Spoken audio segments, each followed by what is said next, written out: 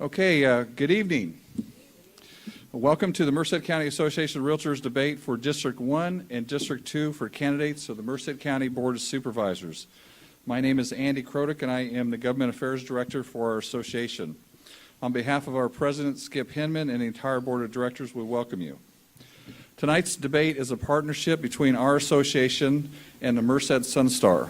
It's produced by J.D. Sanders Company and will be broadcast on YouTube, Comcast, and put on the Merced Sunstar's website sometime tomorrow. We will probably also put it on our Facebook page. Before we start our debate, I'd like to tell you a little bit about who we are and about our association. We're about 540 realtors right here in Merced County. We are supported by our wonderful business partners, our affiliates, who are title and escrow folks, appraisers, home inspectors, loan officers, and termite inspectors, also insurance agents and other industry specialists. Our association is a pro-property rights organization, pro-home ownership, pro-business, and we stand up for quality of life issues such as safe neighborhoods. We don't, however, just sell homes. We're a broad cross-section of the community. We are involved in our communities. We are Rotarians, Lions Club members, Kiwanians, planning commissioners, city council members. We're liberal, we're conservative, and are a true broad cross-section of the community. We are also charitable. We are the single largest contributor to the Merced Salvation Army. We support the Merced County Food Bank. We support the Men's Rescue Mission and the Boys and Girls Club of Merced. We also give scholarships to young high school and college students, and in some cases help folks with assistance of a down payment for their first home. In all, we contribute over $60,000, not from our dues, but from the pockets of our members. Now that you know who we are, let's talk a little about the rules of the debate. Each of you will be given a 2-minute opening remarks to tell us your vision and why you should be either re-elected or elected to the Board of Supervisors. When you hear the timer, please complete your sentence. Don't make me be rude. Then we'll have a series of questions. You'll be given time to respond.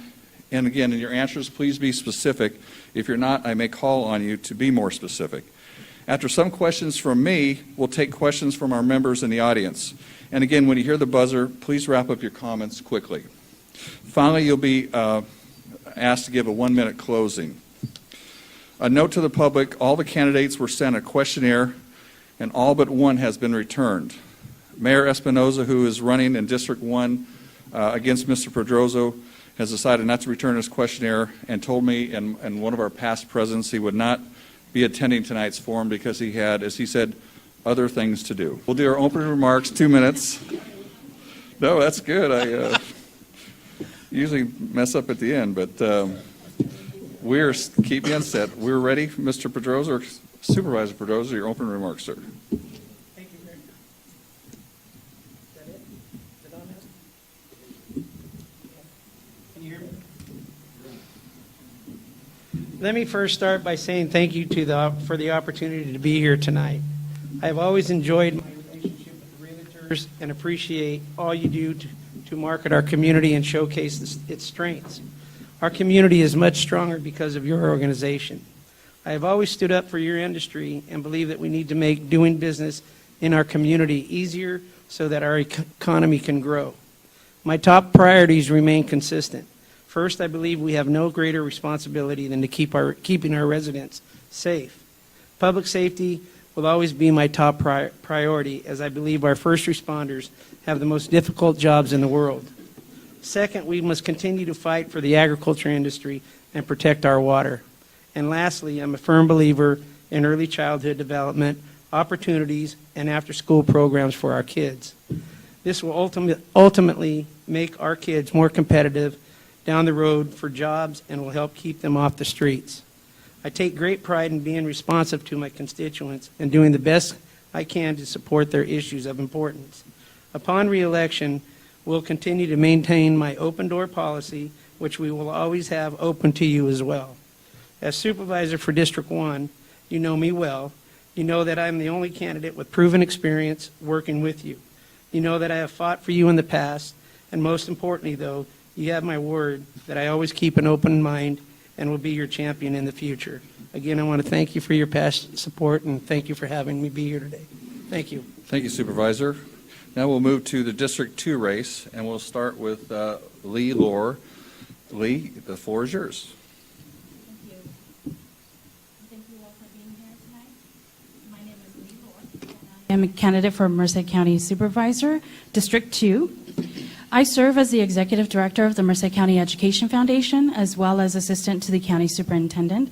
I led the incorporation and the development of the foundation back in 2011 and have since served in a leadership position. With the Education Foundation, we seek to create opportunities beyond the classroom for our Merced County students around outdoor science education, STEM education, college and career, as well as visual performing arts. I was reappointed by Governor Brown to the 35th District Agricultural Association. Recently, we hired a new CEO and have implemented new ideas. We're celebrating our 125th anniversary this year, so please join us. I also serve as a member of the Dignity Health Mercy Medical Center Merced's Community Board. I serve on their Quality Committee as well as chair their Community Advisory Committee. And we award scholarships, we award grants to local organizations annually. During my volunteer time, my extracurricular activities include working to build our community, to increase economic development. And some of those activities include attending sessions and workshops outside of Merced to help me in building our community. I was highly involved in Leadership Merced through the Greater Chamber of Commerce, as well as Merced Ahead. And those focuses with those two organizations is to really build leaders across sectors and to really push our initiative of shopping local and supporting local businesses. I really look forward to working as county supervisor full-time to create a thriving future with safe neighborhoods, efficient development, and economic development. Thank you very much. Thank you, Ms. Lor, or Mrs. Lor. Now we'll move to Casey Steed, candidate for District 2 Supervisor. Just to clarify, that noise, is that the timer? That's the timer. Okay. Doorbell. I thought it was a cell phone. Because I was going to ask that question. Yeah, I didn't know. Okay. Thank you for inviting me to speak before the Board of Realtors, the most optimistic group of people in Merced County besides myself. I always read an article in the Merced County or whatever paper, and Mr. Krotik is always positive about the housing outlook. There's always inventory or no inventory, whatever the spin. I love it. So I love talking to you guys. Hopefully we'll have a good thing tonight. I'm born and raised in Merced, California. My dad came here to teach. My mom worked for Bank of America, worked for Dave Shuey over there when he was running the escrow department. After he left, she took over the escrow department. After they folded up here in town, Bank of America's escrow department, they moved it. She went to work for a private escrow firm. And myself, I worked for Reno Ferrero here in town. People might remember him. He had a large electrical contracting firm, 5 branch offices. I went to Livermore. When that folded up in the recession of '80, I went down to Southern California and did a lot of neat things down there, worked in different states, different countries, a lot of different cities. I ran in 2008 when Kathleen Crookham decided not to run. I was 4 out of 5. I ran in 2012 because, again, not because there was an election, but because there was a need. As you know, we went through a tremendous recession in 2008. Now, here we are in 2016, and quite frankly, it's even worse than it was in 2012. We're the murder capita of California. More murders per capita in this county than in any other county in California. Not America, excuse me. Murder capita of California. That's unacceptable to me. A county of 250,000 people, to be that gives us a bad reputation. And here we have the 10th University of California in our midst, a great economic driver, and the young people out there are told not to come down where we're sitting right now at night because of our crime. This needs to be addressed. It hasn't been addressed. It's the basic function of government. There's 2, to provide public service and to foster an environment that private enterprise can thrive. Basically, people get to work, they pay their taxes, and we protect their homes and them while they're there, to and from. Is that the ding-donger? That's the ding-dong. I'm sorry. Hopefully we'll talk more. Thank you, Mr. Steed. Supervisor Walsh, the floor is yours. Thank you very much. Thank you very much for the invitation. It's always good to come here and see friends that chatted with in the past in terms of our community service. A little bit about my background. In 1975, I returned to Merced after serving our country and began a career of service to our community here. In that period of time, I was elected to the city council twice, elected mayor of our community twice, and I'm currently serving the second term of my election to the Board of Supervisors. Each time I'm humbled by the opportunity to serve our community. I have the pleasure, as you heard, to being elected just before the Great Recession occurred, where property values and associated tax revenues declined 25% in county-wide. We made tough decisions in that time for sustainable services, and in that process, frankly, began to focus in on the kinds of things we needed to do, economic and business development.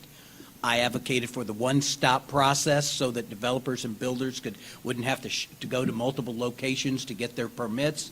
I also advocated for public safety, and we'll talk further about the challenges those have brought. And in terms of advocacy for the University of California, Merced, I had the pleasure of serving on the group that advocated for it to be cited here, was on the city council when we negotiated the services to them, and had the pleasure of being invited up to testify in support of their 2020 plan. And although we are not where we want to be economically, things have been turning around. Frankly, we have unemployment rate has declined. We've also had an improved rankings about places to do business, but we're not where we want to be, and we want to get better. And one of the reasons I will share with you, people saying, well, he's got gray hair and he's an old guy. I have fathers and a grandchild that I want them to live here and be a better place. Thank you, Supervisor. Now we'll have our first question. And we're going to start with you, Supervisor Pedrozo. How come we didn't draw straws? Because it's alphabetical order, and this is a dictatorship, not a democracy. The Merced Sun-Star recently reported that unemployment is at its lowest level in many years. However, according to a recent survey, more than 20,000 Merced County residents commute out of Merced County, mostly to the north, for work. In today's Merced Sun-Star, Merced City Manager Steve Kerrigan is quoted as saying, Merced County and Merced City cannot come to an agreement on a revenue sharing agreement. Mr. Kerrigan further indicated in the article that because there is no revenue sharing agreement, it could cost or delay the community a $76 million development project right next door to UC Merced. So my question is twofold. How are you better suited than your opponent to create a more business-friendly climate so that good paying jobs are created here at home so you don't have to commute out of the county? And then two, more specifically to the Sun-Star article, what skills do you have to get a deal done between Merced County and the city of Merced that your opponents don't have? And if you want to lump in the city of Livingston as well, both cities don't have a revenue sharing agreement. How are you going to use your skills to get that done? What's going on? Can you ask my opponent first? I tried. And you have 2 minutes.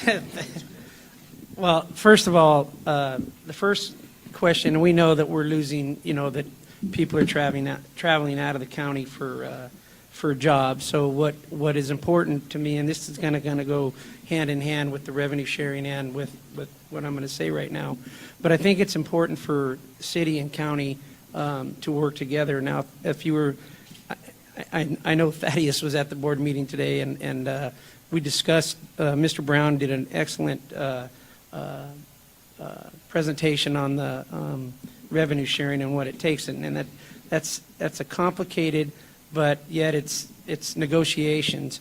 So, and the county has numerous services that we provide to the city. So in order for this to come to fruition, if you will, it's a give and take, and it's not who wins or loses. It's just that we can come to a reasonable revenue sharing. In Livingston, we had the same issue. Annexation is a big part of cities grow. It was said today, cities grow, and then the county stays back, but that's some of the county's revenue. So what we need to do is work with the cities in a civil and way to where we can negotiate something that we're all on the same page. Because we don't want to be enemies. We all want to work together, and that's what we have to strive for. I'm a firm believer in that. And I've had the issue, and I'm not, I have a District 1. I don't have just Livingston, but I mean, I have a district, but the incorporated community of Livingston and South Merced. So I sit on both revenue sharing negotiations. So it is a challenge, but I have also had a challenge in Livingston that I've gone through, different city managers, and, it's kind of like you hit the ball one way to the court, and then it comes back, and then it doesn't come back. So there's a give and take type thing there. So Okay, I want to just nail down, though, I mean, really, what skills you possess that your opponent doesn't, and then what's it going to take to get a revenue sharing? I mean, what's the reason, the impasse? I mean, what can you do to get it done? I think we can work together in negotiations. I know we have done that, but it has to be a fair process, and everybody has to be on the same page. And I think we're very close. We're very close. But one of my strong suits, if you will, is I'm a good people person, and I can communicate with people. And I think eventually, I think we can get that done.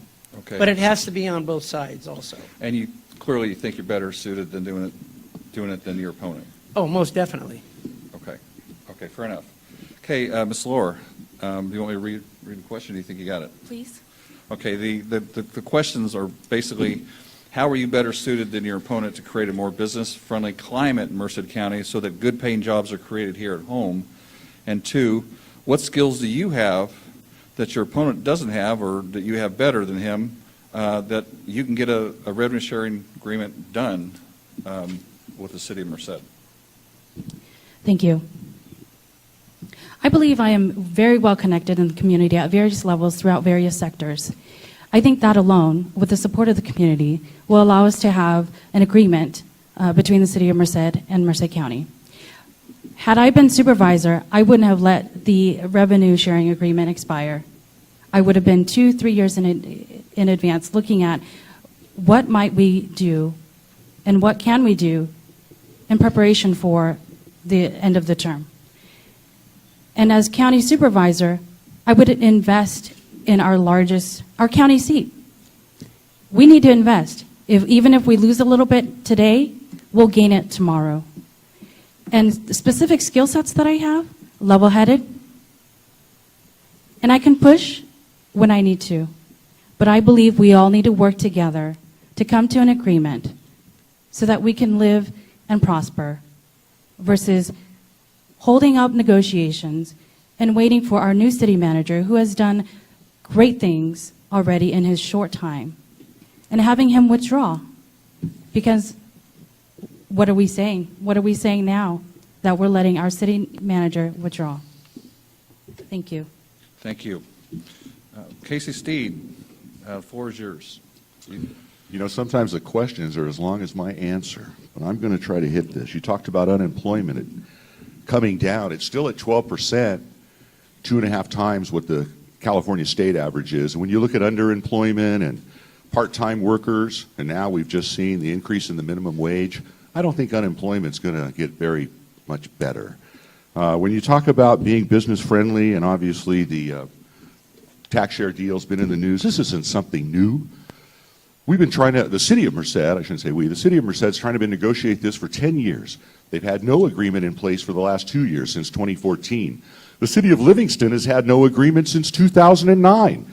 And guess who's on the negotiation team? Stan Thurston, Josh Pedrozo for the city of Merced, I'm not talking about Livingston, and on the county, Hub Walsh and John Pedrozo. 2 years they can't come to an agreement.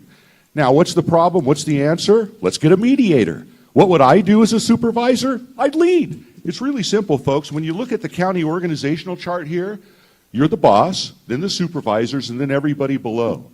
All we're trying to do is break up a buck.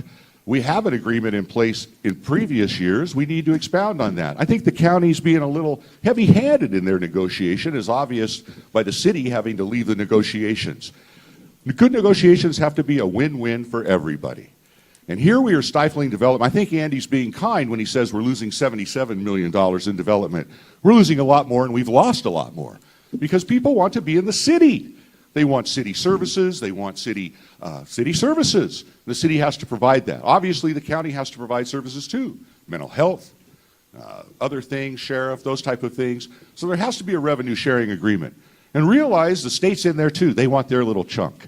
So what would I do as supervisor? I'd bring the highly paid people at the legal department of both, because again, this is going to be 6 different agreements. Every city, 6 incorporated cities in Merced County are going to negotiate their agreement. If 2 can't do it, what do you think the luck is with the other 4? We're going to hire a mediator for every time we can't get together? I say no. I think we can do it. I brought people to the table. I built $1 million project. Oh, is it over? I'm sorry. Yes, that's right. Can't hear the door. You're on a roll. Supervisor Walsh, the floor is yours, sir. Thank you very much. I'll start with, I was surprised with Mr. Kerrigan's email to me that says that they were withdrawing from the negotiations because, candidly, the city of Merced had made an offer on Friday. And then over the weekend, we get the notice that says we're going to discontinue our negotiations. I think we're better served when we're sitting at the table negotiating. We've heard a 10-year process. I will share with you, this has been a process that I've been involved with only for about the last 8. And at times, we're playing tennis. I call the tennis analogy. You guys who negotiate deals all the time understand. I hit the ball over the net. I expect a volley back. Sometimes that volley didn't come back. So if there's a sense of urgency, you'd sometimes lose it in this process. And so I don't know what was going on. I'm still saying that the city of Merced or the county of Merced is still at the table. We're still willing to negotiate, and I think we can get a deal that works for all of us. In terms of, and one of the strengths I bring is I had the pleasure of sitting on the city side of the table when we negotiated the first the revenue sharing agreement that just expired. And so I've had the pleasure of being on both sides. I think that information and knowledge is useful in this process. And in terms of jobs, I think the discussion about the advocacy for the UC Merced expansion, Castle Business Center. We've also created a city-county collaborative agreement where we follow up on leads like McKedco used to. We now created an organization, and frankly, the Gustine plant that just was recently announced for an investment there is an example of that. And clearly, we've got to do infrastructure investment so that folks come to Merced and we have things, the term means either shovel ready or business ready for it, and we're working on that in terms of Castle. So there are a lot of those kind of things. It's a negotiations process, and I'm confident when we sit down and look at the issues, we can come to it. To let you know, the county's offer is out public and is available and be on our webpage, so you'll see what the county's offer was. Okay, thank you. Let's just, because there's a lot of diverse opinion here, and just for you, Supervisor, how confident are you that you can get a deal done? I mean, I know they've walked away from the table, but I mean, are you that far apart? I mean, in a short answer. I would tell you, I think we're closer, but you can see because the information we presented just recently includes what the historical offer was on the table, what the city's offer was, and what the county's offer is. You're fairly and you can optimistic. see that, and I think we're close in a lot of areas. Okay, fair enough. Okay, next question. We're going to start with Mrs. Lor. Last week I had lunch with Merced County Sheriff Vern Warnke, and he reiterated, because he's walking around talking about how Merced County is the #1 murder rate per capita in the state of California. And we all know this is a horrible distinction. We consistently have more murders in Merced County than Fresno County, which is nearly 4 times the size. Even with recent new hires to the Sheriff's Department, the Sheriff told me that he himself has responded to calls for service, taking day-to-day calls out in the field. He believes, and many believe, that because we're losing so many beat cops to other jurisdictions, that a 20% across the board raise for Patrol Bureau is needed. So my question is, knowing that Merced County has scant resources, do you have a plan in place to get more resources to the sheriff to help him fight the murder rate and to help him get officers on the street? 2, do you believe the patrol officers need an increase in pay? And is it fair to say that public safety is your #1 priority? Mrs. Lor.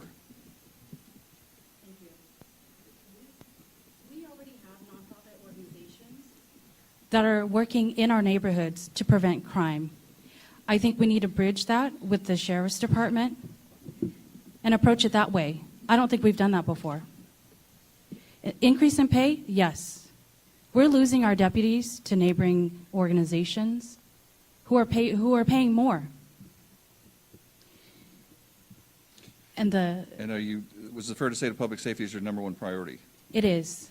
It is, because without a safe neighborhood, people don't want to move here. Okay, go back to the first part of the question, because to be more specific, or how are you going to get resources to the sheriff to help him fight these? You talked about bringing in these other groups, but do you have a plan in place to get more resources to the sheriff to help him fight? Resources in terms of dollars? Dollars. I think we need to reevaluate our highest paid employees, as well as where we're spending our dollars in other departments. Fair enough. Okay. Mr. Steed, is that your conclude? Yes, thank you. Okay. Mr. Steed, floor is yours. Well, I told you my priority is public safety. Number one priority of government, elected officials, public safety and promoting a environment for private enterprise. The thing you have to realize, what we're losing is not just deputies, we're losing experience. When we put these folks through the academy, we have an investment, about $500,000. It doesn't take very many years to get over $1 million of investment. So for a few dollars more an hour, to lose them at this point is not wise. Kind of like J.G. Wentworth, pay me now or pay me later. You don't want to do that. I really think we need to make the investment wisely. The other thing is using the resources we have now wisely. If it takes 3 hours to book somebody into the jail, guess what happens the last 3 hours of shift? They're not going to do a lot. So it's more than just cops on the street, but that's my is a number one priority. But it's kind of like that show Law and Order. The first half of the show, they go out and arrest them. Second half, they prosecute them and adjudicate them. We have over half the people in our census over here at the jail are awaiting that second half of the show. That's unacceptable. So Vern needs help. The sheriffs need help. Corrections needs help. The DA needs help. But I would use our existing resources wisely, and I would augment the sheriff's staff to retain people, retention, from our existing budget. Because again, that's a priority. Tree trimmers and when your house has a broken water main, you don't look for a leak, you turn the water off. And so we need to get a hold of crime, because again, that's impacting our economic development. So the plan is to use the money we have, obviously, to leverage more. We just saw Adam Gray get almost $1 million more money for law enforcement out here at UC because of our little jihadi Faisal, okay? So maybe we can get some more money. Maybe we could move that instead of $1.3 million into $13 million. Maybe it's possible. I don't know. But we need to try. And so anyway, that would be my plan. I don't think we need to raise taxes on people. Okay, and just to clarify, you do believe Patrol Bureau needs an increase in pay? Yes, because you have to retain these folks. Okay. They have beat knowledge. They know what's going on. That is valuable. When you have somebody patrolling the wild streets of Winton, they need to know which alley to turn down. They need to know who the players are, who the frequent flyers are. Gotcha. Thank you. Supervisor Walsh. Thank you very much. I'll answer the first question. Do I think the beat deputy sheriffs need pay? Absolutely, and we're at the table now negotiating, and frankly have made an economic offer to them. And I am, again, confident that we're going to frankly get to a deal that frankly works for all of us. And part of our commitment is, one, supporting of the drug and gang task force, because although we are a large number of level of violence and murders, many of those are frankly gang and drug related, and so we frankly need to be supportive of that. And so I've been supportive of the DA's approach of analytical data analysis, so as to improve and equip our beat officers with the kind of data that would make useful. We've frankly also been supportive of the discussion about how to streamline the process to get folks to fill positions, and that is included. We're paying for folks to go to post. Some of the vacancies, and I think we have about 10 vacancies right now, 4 of those are frankly folks who are in post upon graduation are going to come back into those positions. So we've been trying to streamline that process on how do we get folks. And we've made a frankly investment in our corrections. $40 million grant we acquired just recently with $5 million, not additional, local dollars that have to be matched to harden our jail, bring more services to it. all part of our public safety commitment. And frankly, mid-year with Sheriff Cavalleros, he asked for 4 additional deputies to target crime areas, and frankly, I supported that provision of additional deputies. Okay, thank you. Supervisor Pedrozo? I've always, and I said in my opening comments, I've always been a big supporter of public safety.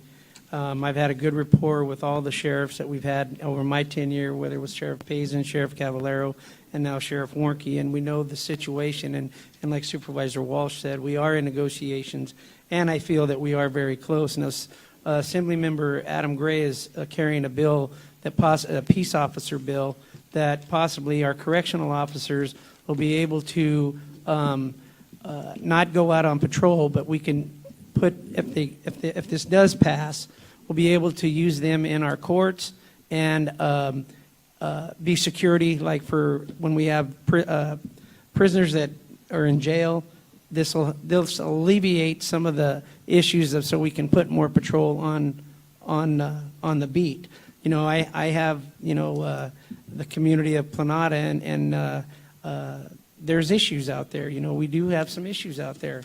And would I like to have a deputy sitting out there every day? Yes, I would, but we're short, and we're hoping to get these filled. One thing that I know the sheriff has done is, now that we have some deputies going through the academy now, to keep the deputies after they go through academy, what we were having is they were leaving, they'd graduate the academy, come to Merced, and then all of a sudden they would leave. Well, now the sheriff says if they're going to go through the academy, they have to stay 5 years to make sure that they're staying, and we get the bang for our buck, if you will.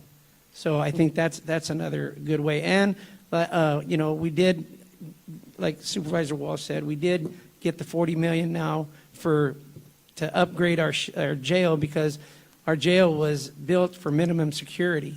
And so with the $5 million match, we're going to be able to have a new jail. Today at our board meeting, I think we hired or we approved hiring another the lieutenant, I believe, to oversee the building of the new jail. So these are all positive things, and I continue to say that I said this the other day when I was with the deputies, that anyone in law enforcement is nowadays, because of social media, you have to commend them. Okay, so so it's fair to say you recognize the need, and you're working a plan. Okay. Big time. Okay. All right. We sent out surveys, and all of you seem to oppose eminent domain, except in extreme cases of public good. And another thing you all seem to oppose was rent control. You're in favor of letting the market dictate the price. So we'll move on to another question that we had on our questionnaire. The TEP, which is the Transportation Expenditure Fund, which would add 1/2 cent sales tax for roads. This will probably be on a ballot in November for voters to decide on. The tax would be for 30 years and raise $500 million. According to the most recent information, 5% would be earmarked for public transportation, such as the bus. 20% would go to alternative transportation modes, such as bike path improvement. 1% to administrative salaries, and 50% to regional projects, which would be decided by the Merced County Association of Governments. Now, I think it's important to note that our association has not taken a position on this 1/2 cent sales tax. I'm going to start with you, Mr. Steed. Everybody up here supports the 1/2 cent sales tax except you. Why are you right on this issue? And to the others, why is Mr. Steed wrong? Well, let's be clear. I may not be right. It's just my opinion. So I'd like to hear it. You know, some people say you ought to read a book from the backwards forwards. On this thing, I agree. Because if you go to the back, here's the steering committee. These are all the folks, quite frankly, that got us into the situation we're in. Now you go to the forward page, this is the solution, a 1/2 cent sales tax. We have $1 billion in need right now as we sit here. This sales tax will only address half of that over 30 years. At the end of 30 years, we're going to have a lot more need. If you think the government isn't going to pull the, you ever watch Snoopy Peanuts? You know, they put the football there and then they rip it away at the last minute. That's what's happened to our transportation funds. We send them north, they don't come back south. Everybody thinks this is a different thing. You ask everybody in this room, they have a different animal of what this is. Some things people think is just for potholes. Some people think it's matching funds. Some people think it's for the AME Expressway. Some people think it's for the ACE train. Some people think it's for the Campus Parkway expansion. To be honest with you, they're all right, because there's a little bit of everything, and it doesn't take care of the basic problems we have here in this community with roads. And to say that we need to put 25% more to the bus, they're already riding around vacant. Again, I think people wanted a transportation tax that was going to be to fix potholes, roads, lay down pavement. And why anybody in the city of Merced, after Measure C, everybody remember Measure C? Going to take that half cent. Now that was for three things: roads, public safety, and what was the other one? Cops, fire, cops, and roads, okay? So what did they do in the general budget? They took that same amount of money out that they were giving us every year for roads. So there's some good things in here. They just had a new draft come out in March where they put that back, the voter approval if they change things, because again, McCagg in 45 days can change the plan on this thing. Okay, in 45 days they can change the plan, so it's a 30-year tax. Again, it doesn't address the problems. We're already paying money in cap and trade, remember? Thank you. Supervisor Walsh. Thank you for the question. The tax proposal hasn't come to most councils yet, but will be, and the discussion will be is whether to put it on the ballot to give you a choice. That's really what the discussion is going to be about. It'll be about whether we put it on the ballot to give you a choice. And I'm going to, frankly, I usually don't do this. I'll tip my hand in advance. I'm going to vote to put it on the ballot to give you a choice in the process. The issue is it's infrastructure, it is bike paths, it's safe routes to schools, and frankly, in the county, we have those places where we need to, frankly, make those kind of investments. It's, frankly, it is potholes and repairing roads. And when people talk about it, remember that it's $1 million a mile to rehab a road. So it takes a lot of dollars to do it. Absolutely, the concerns we have are some of what Mr. Steed has mentioned, which is what will the state do? Frankly, those kind of caveats are put in. This is a local initiative. The other part is, if it's not this, and I'm not saying if it's not this, then what are we going to do to get at the kind of resources? It clearly would give us dollars to leverage state and federal money, and the state really is at a point. We've asked for Campus Parkway dollars for a while. We can't get it. We don't have local leverage dollars. We haven't been successful in it. So I think we're frankly looking for, the state is not going to be coming to our rescue on this, and if, to quote one of my colleagues, it's going to be hard to complain our way out of this. And so we're going to put it on the ballot, see what the constituents, you and others have to say. Now, I say we are. I'm going to frankly vote to put it on the ballot. I don't know how it would, whether it sustains. And we'll go from there and have a public discussion about the details. We just have frankly gone through a process of modifying it, and so that process will be forthcoming to you. Thank you. Supervisor Pedrozo. Well, I do support it. And the reason being is, in order for us to get assistance from the state and federal for transportation dollars, you need to be a self-help county. I've gone to numerous meetings in Sacramento and Merced and like Stanislaus County, because we don't have this transportation tax, we get kicked to the curb because we're not a self-help county. And being a self-help county, there's a lot of other things that we can get. I mean, the transportation dollars that go a long ways, the infrastructure, like for the Campus Parkway. And I've heard some of the things that, well, if there's people out there that own the property, they should pay for it.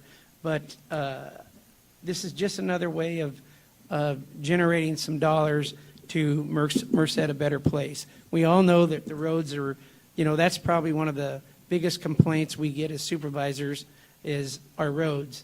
And, I think Supervisor Kelsey said it today at the board meeting. We'd love to have $30 million to repair all our roads throughout the county because, God knows you go out into the country and there's roads out there that you'd be better off if they were just dirt. So I am supportive of it. I want to see the regional projects. I know that there'll be a committee to oversee what projects are warranted at the time that the money's available. So I just think it's something that Merced County needs to progress. Okay. Thank you, Supervisor. Mrs. Lor. Thank you. I do support it. Now, that's Lee's opinion as well.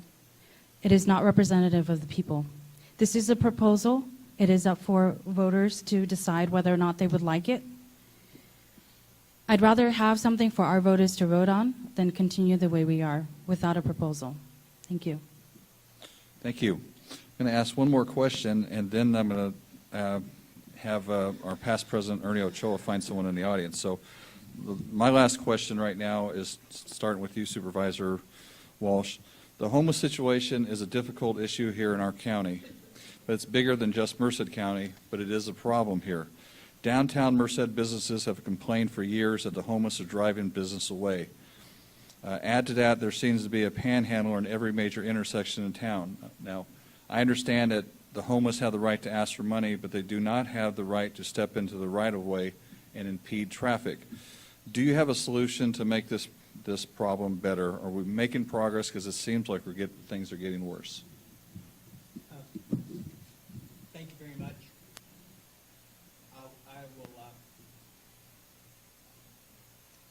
Thank you very much. I'll start with, first off, the question is about homelessness, but it also mentions panhandling, and I will share with you my limited experience is not everybody who's homeless is panhandling, and not every panhandler is homeless. And because there are folks that seem like they walk over and get in a car and then drive off to some other place. So I would just, do I have solutions? I think the focus of recently the homeless count, where we were attempting to gather more data, where are you from, what are your challenges, allows us to target our homeless services rather than shotgunning it, kind of as we've done in the past. Not everybody's homeless. If there's a veteran, there are services available to them that we can frankly target it, those kinds of things. So I think gaining that information better equips us all in providing services. I think the focus on housing first, figuring out many times in the past, and the reason the difference is we used to have folks we would say, you got to clean your act up and then we'll give you housing. Well, the fact of the matter is they're not going to clean their act up, so we're going to try and work on, let's get them housing and then work to assist them in cleaning up their act. The discussion, too, is we're working collaboratively with the city on an engagement team where we have piloting mental health, social services, as well as a continuum of care folks focusing in on areas. One of the problem areas they're focusing in on is downtown Merced, attempting to engage folks who are there about, are you aware of these services? Have you accessed them? I think those kind of multiple faceted approaches are useful. I will say with you, I'll give you publicly, I said it many times, authorizing encampments is a mistake and it's bad public policy. Thank you. Supervisor Pedrozo. Well, it's hard when someone that you work with is thinking the same thing you are, but we know that there's an issue here, and I mean, it's something that we've seen over the years. Some years it's different than others, but right now we know that it's an issue, major issue, and so we have to make sure. I think we have an obligation as a county and a city that we need to offer the services that we have for our veterans especially, and to get the people that have mental issues and get them the help that they need. I know that we're working on a plan now to refurbish the old hospital and making that a one-stop shop, if you will, for mental health and assist some of these people that need the help. So, I mean, the we'll continue, I will continue in working with our department heads, mental health and HSA, to make sure that we can get the services that these people do need. Okay, great. Thank you, Supervisor. Mrs. Lor. Thank you. The City of Merced, specifically our new city manager, is making great strides.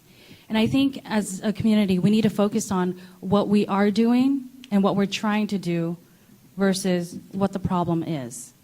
And we need to support the efforts. If we look at the survey that they did, approximately 70% of our homeless population have family and friends living here in Merced County. I don't think we've tried to connect with the family members to see how we can approach this issue from a different perspective versus trying to put them in homes, give them services that they might not want.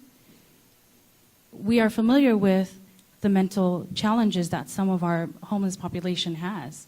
So why not contact their family members and see what has been done and what could be done? Because we all know we have that one special person that can get us to change our mind in a split of a second. Thank you.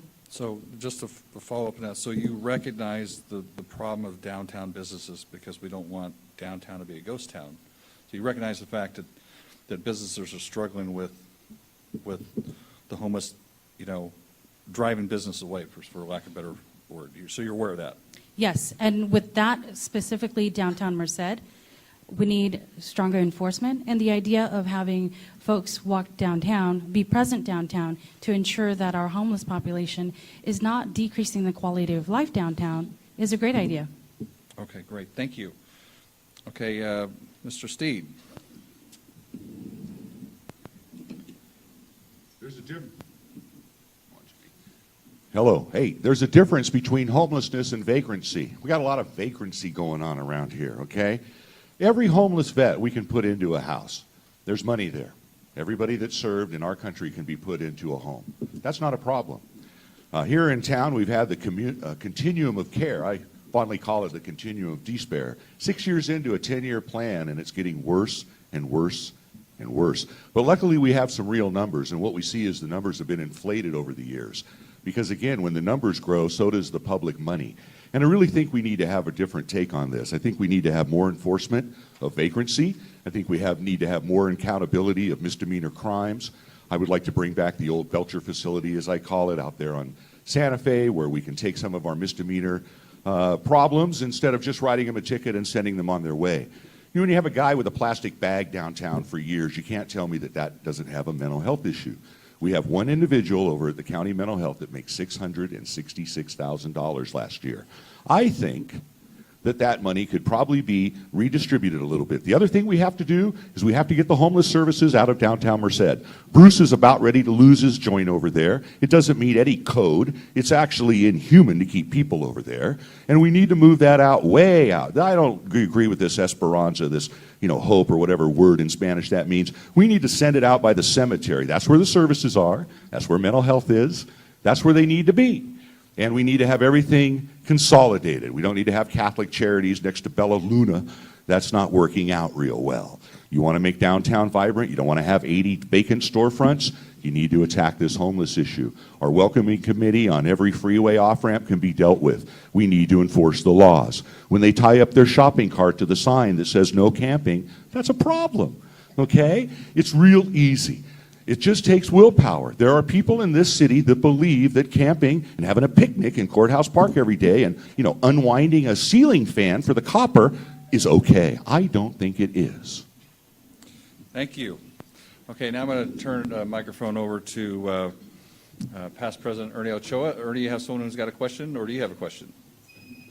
Actually, I do. I would like to start off with a question, if you don't mind, Andy. Sure. As I drive around the county, I see a lot of areas that are turned into dump sites. I know that the county has a lot of, other bigger problems, but this is an issue. So how do you solve that issue? How do you solve that problem? I see couches everywhere on private property.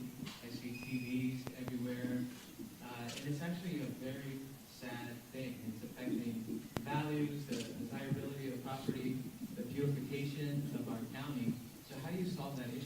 So we'll And start, that's a question for all the candidates. okay, we'll start with Supervisor Pedrozo. How do you stop the illegal dumping that is not aesthetically pleasing? I know how I would like to do that, but I have that issue throughout my whole district. If you go out to the old 99 now, which is the frontage road, Kalen Road, that goes out to, it's sickening. And then if you go over to Planada or Le Grand and just on the side, I know exactly what you're talking about. And to be honest with you, I don't know how to solve it other than I tell people when they call me, I get a hold of Public Works, and I know we have a crew that goes out, and that's what we do.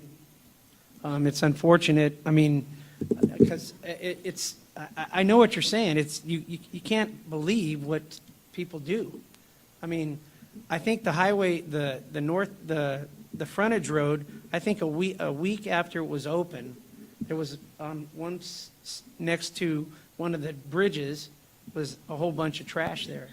I mean, couches and TV, and then if you go out on McMaster Road, which is out over there by me because it's out in the country, it's happening all over.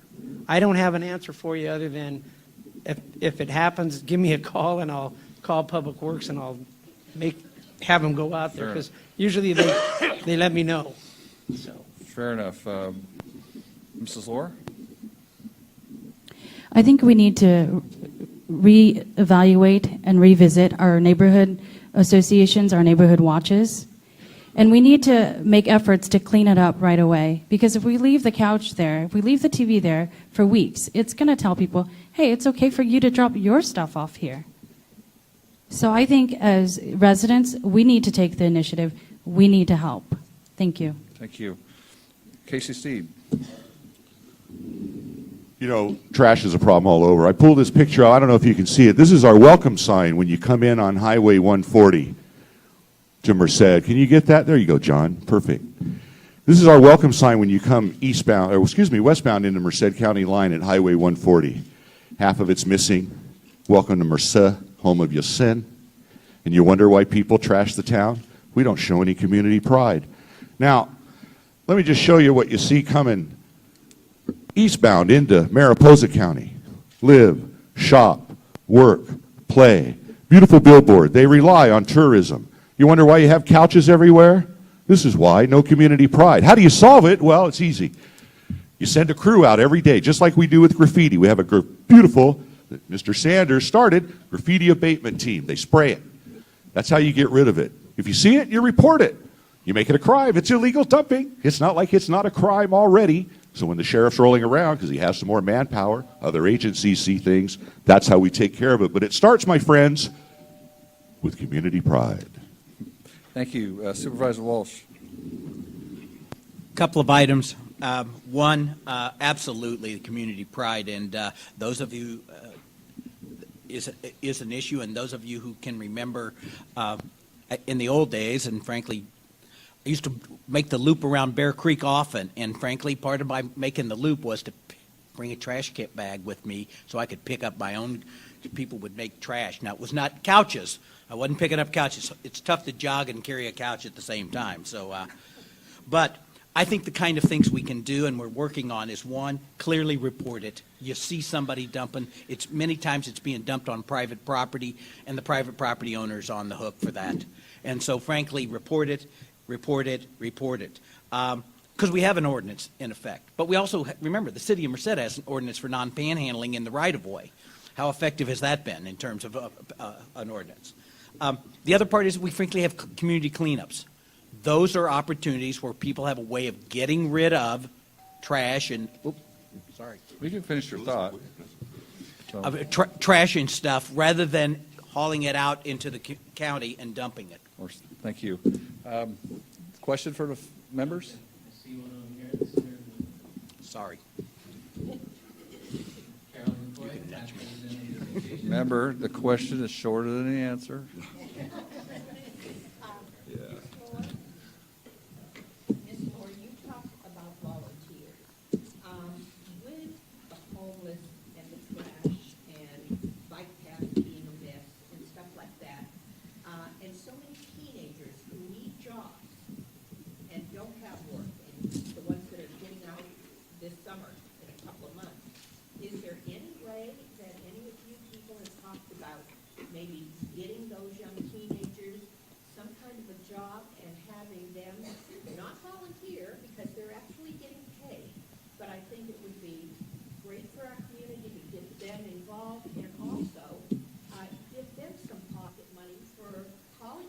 volunteer or whatever. Have any of you thought anything about helping our teenagers and helping us by doing that? Yes. Through the foundation, we do provide some summer performing arts and some summer activities, but they are unpaid. We could, as a city and a county, receive grants that would provide for employment training opportunities. And yes, we do need to keep our youth busy, because if they're not busy doing productive things, they're doing other things. So as a county supervisor, I would have more time to focus on that. I'm only doing volunteer work and community work part-time in addition to my full-time job. So definitely, I think increasing opportunities for youth. And we have UC students here who stay here during the summer. And they could easily lead as mentors and as guides for our youth. Thank you. Anybody want to comment on that? Or are we on the next? Or? I'll just say real quick, Boys and Girls Club, I think what Tony Slayton does over there is a great thing. You know, why do we reinvent the wheel every 6 months with all these new youth programs? 25 grand to the city council for a youth council. Has anybody ever heard of them? I think we could use some of that money, and like you say, problem you get into is liability, workers' comp. You know why you don't have any paper carriers anymore? Workers' comp. So that used to be what we did, right? We'll hold papers, throw them at the neighbor's house so you can hit the cat. But now you can't even do that because workers' comp. And same way with the jail. You know, we talked about using prisoners. Hey, they get a thing in their eye. Which would they rather sit, with a weed whacker 105 or over there at the bed and breakfast? Great. Thank you, Supervisor. I think the term, a perfect example of Mr. Steed is we have been exploring. And at one point there was some discussion about, let's see if we could put together a grant opportunity with some foundations to do stipends, maybe not hourly, but stipends. Frankly, the issues of work comp, minimum wage, those kind of things began to kind of get in the way. I think it's one we ought to continue to explore. We ought to figure out there's got to be a way to do it, because I echo the same terms that, you know, if we don't find something for the kids to do, they're going to find something to do, and I'll bet you it won't be things we want them to do. So I think trying to figure out those opportunities is a critical issue for our community. Thank you. Supervisor Pedrozo? Real briefly, I think back in 2005 when I first got elected, that we used to have the work and lose go and do cleanup once a month in LeGrand and Planada. And I had a contact person at both LeGrand and Planada. They knew when they were going to come. The officer that would bring the work and lieu out there. But then it's like it said, because of the liability, we had to cease doing that. And that's the unfortunate thing, because the people that I had in charge, they would have a list, and I mean, I don't care if it was pulling weeds or picking up piles of garbage around the park, but we had that all done, and it was once a month they knew they were coming. But because of liability, we had to cease that. Okay. Thank you, Supervisor. Okay, Ernie, maybe one more question. Anybody on this side of the room? This. Mike Salvador, past president also? A couple of comments, and I noticed you guys mentioned the fee abatement. I mean, that is so successful. 5 years ago, it was a disgrace to drive anyone through this town because we had all kinds of hard work. Today, you can't find it. I mean, the building close to my office is painted on. I mean, I don't have to call it. In a day, they take care of it. I don't know who's in charge of it, but it's very successful. And it is, you know, we don't ever compliment what's successful. But maybe somebody would go talk to those people and say, what can we do about these couches that they're leaving on the road? Right. I can tell you, we don't have any graffiti in this town. I mean, I can't even complain about stuff like that. Okay, right there. Anyway, you guys, I compliment you all for running. I think it's great that you're running for office. You're not compensated enough, but we need to take some of your money and give it to the sheriff. Anyway, thanks for being here. Okay, while Ernie's trying to find one more question, I want to ask a question. We'll start with you, Supervisor Walsh. How much money have you raised, and who's your biggest contributor? I think we've raised, boy, I didn't come prepared to answer that, and so off the top of my head, I'm going to say we've raised $10,000 or $12,000, and so we're kind of halfway to the goal that we want. And some of the largest contributors, I don't know. I think most of them have been like, well, I really don't know. I mean, I'd only be guessing. Okay. Sorry. Okay.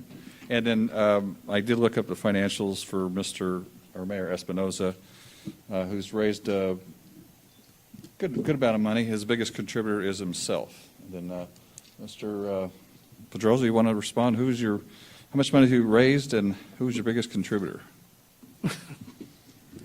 After I found out I was going to have an opponent, I sent out a solicitation letter, and as of yesterday, it's almost 20,000, and it's from a wide variety of different people, ag, realtors. I mean, I can go on and on. Individuals that over the years have been supporters, and they've continued to support me. So, I mean,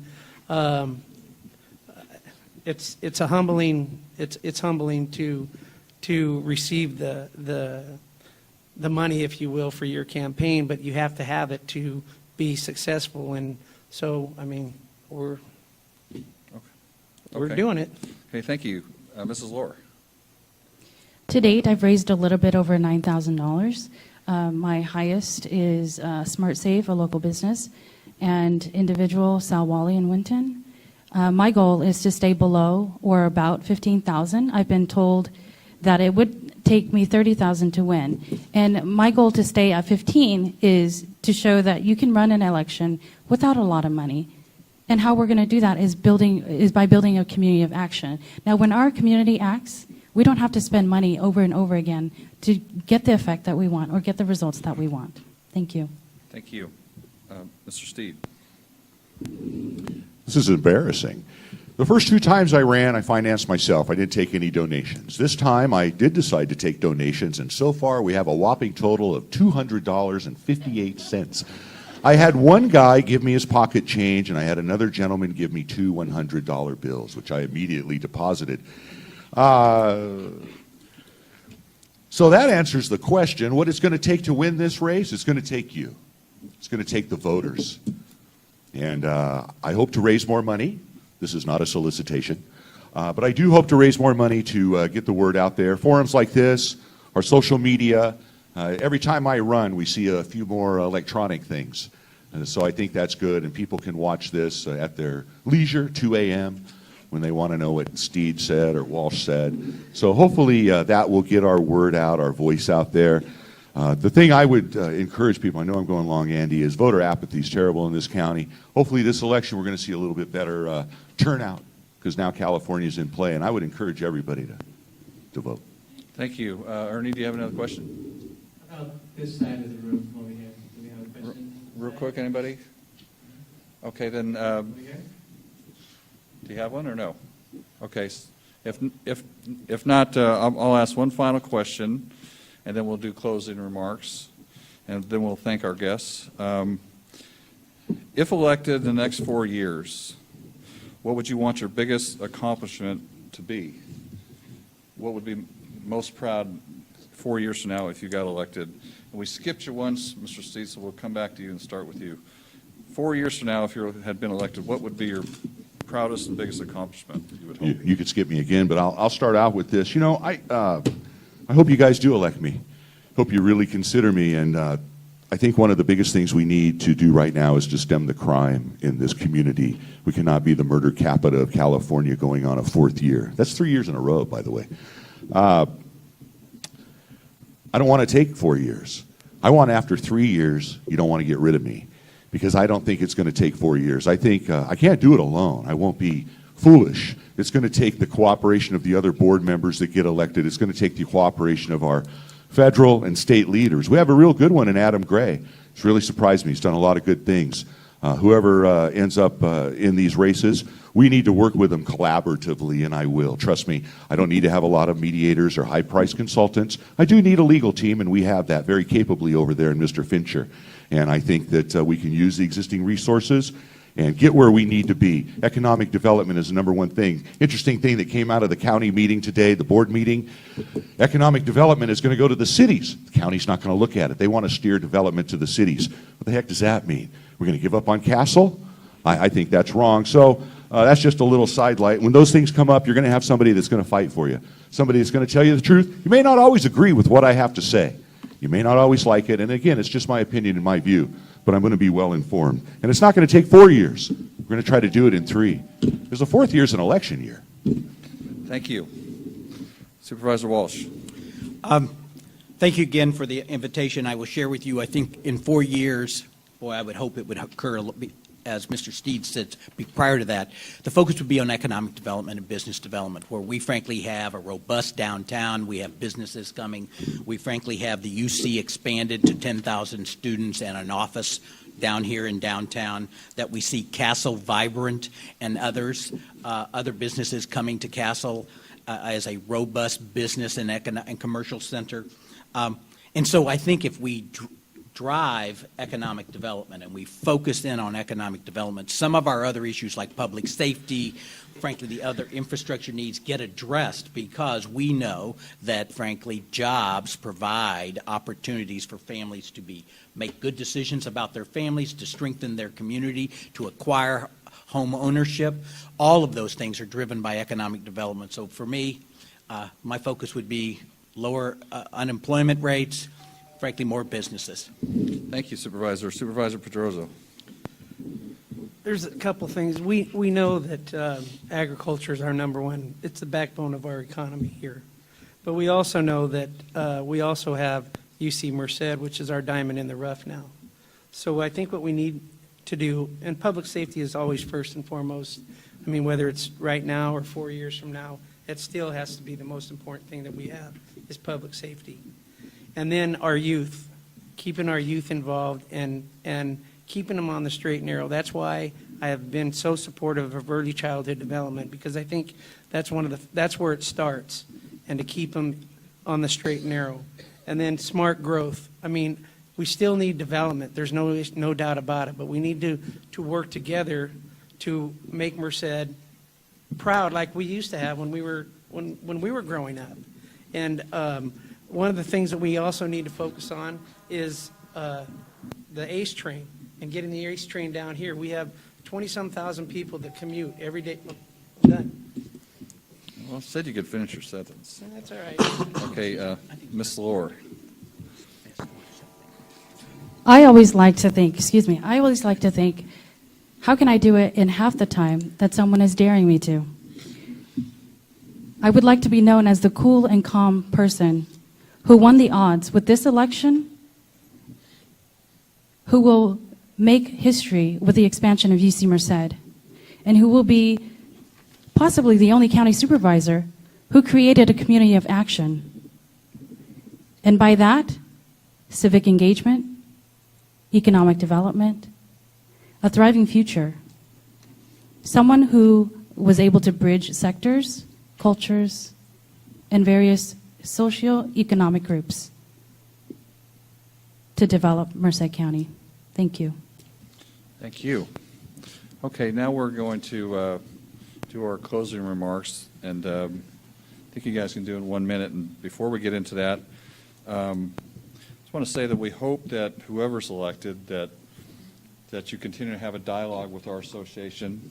You know, we want a dialogue to share our thoughts as you make decisions that affect all of us. And we certainly appreciate you being here tonight and taking your time to share your thoughts with us. So with that, we will ask closing statements, starting with you, Supervisor Walsh. And I'll give you a minute, and if you to go over a little bit, just finish your thought. You don't have to stop abruptly, but the floor is yours. Again, thank you very much for the questions that you've asked, and look forward to the opportunity for further dialogue as we move through the campaign.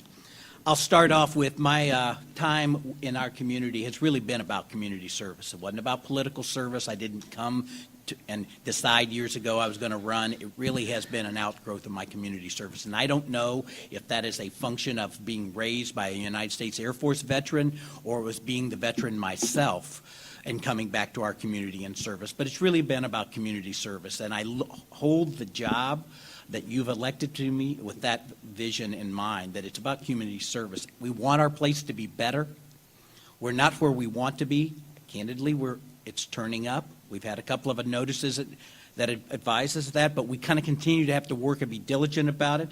And one of the reasons to do is I have family and friends who I want to stay here and want to be successful here. And frankly, for them to be successful, we all have to be successful. Thank you, Supervisor. Supervisor Pedrozo. Thank you. First of all, I want to thank you all for being here and the opportunity. I was born and raised here, and, being a lifelong resident here in Merced, you take pride in where you live. And I live in the same area that I was born and raised. And I take pride in representing District 1. I've worked hard always to keep an open door policy. I'm a firm believer in that. I believe in helping people. I think that's one of our jobs that we're elected to do. When a constituent has an issue, that they need to feel comfortable. And I try to make people feel, if you ever come into my office, you'll see my wife would kill me if she came in there, because it's the way I like to be. I want people to feel comfortable. There's a lot of people that need assistance, and that's unfortunate, but we need to continue to work together with the different organizations. My district is comprised of hardworking people who care about their respective community. They motivate me to do the best job that I can. I feel blessed to be the supervisor for District 1, and I look forward to another 4 years of representing Merced County. Thank you, sir. Mrs. Lor. Thank you. I was raised here in Merced, moved to the East Coast, and chose to come back here. I grew up here professionally and personally, and I want others to feel the same way, because we have so many opportunities, and I'm living proof. I took advantage of all the opportunities in Merced, and here I am today running for county supervisor. I have children that I want them to stay here too. I want to create those opportunities for them. I want to create that thriving future with safe neighborhoods, efficient development, and Merced County as the economic engine in the Central Valley. Now, we have had leadership that listens. You have a choice: leadership that talks a good talk, or you can choose leadership that has been taking action, continues to take action, and will take action for the future of Merced. Thank you. Thank you. And Mr. Steed. I really appreciate the opportunity to again talk before the Board of Realtors. I love this community. I really love this community, and that's why I think all of us are up here. You can't say that we don't. And put ourselves out here like this. I hope that everybody again votes June 7th. I just want to read my campaign statement. I will be a leader that will act now on the many problems and issues that have been neglected in Merced County and District 2 over the last 4 years. To have one of the highest murder rates per capita in the state is unacceptable to me. I believe that public safety and creating and promoting a healthy environment for private enterprise to thrive is my priority, and I will make it so. I will vigorously promote county economic development efforts. I will work to protect and expand our surface and groundwater recharge efforts, something we didn't get a lot to talk about today. I will work with water stakeholders to ensure that we have a dependable and stable supply to continue and grow our agricultural industry. I will work on the unfunded pension liability. I will look for solutions to keep the system solvent. I will not support additional incremental county sales tax increases on the general public and private business. I will work with other local, state, and federal leaders on solutions to bring more resources to the county from existing revenue streams. I will adhere to my conservative values as your supervisor. I believe in public service, not self-service. I would appreciate your vote. If you have any more questions, caseysteed.com, and vote June 7th. Thank you. Well, that concludes today's debate. I will say that a week from today, we'll be hosting District 4 candidates. All 5 have confirmed. And like today's debate, it'll be on YouTube, our Facebook page, and put on Merced Sensor website. So with that, ladies and gentlemen, we appreciate you for stepping into the fray and putting your money where your mouth is and agreeing to try and serve. And thank you for being here, and let's give them a round of applause.